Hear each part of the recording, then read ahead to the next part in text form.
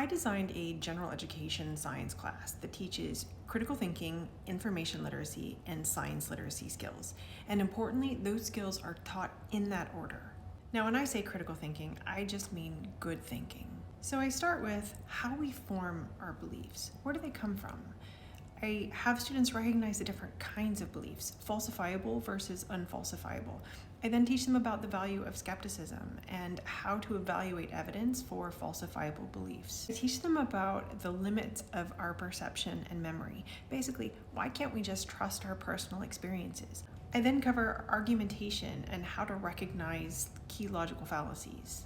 I then teach them about the cognitive biases and heuristics that can lead their thinking astray, and about how their emotions and identity needs can interfere with their ability to objectively evaluate beliefs. Now, only after all of that do I cover information literacy.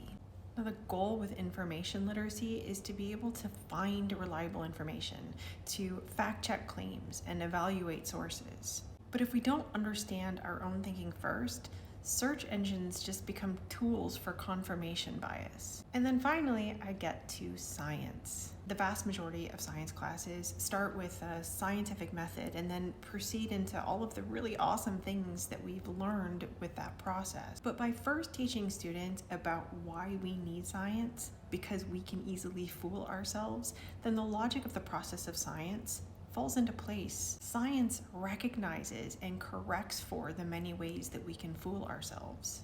I will fully admit to having the luxury of time and freedom to be able to design a curriculum like this. But if you can incorporate elements of this into your own classrooms, I will tell you it is worth it.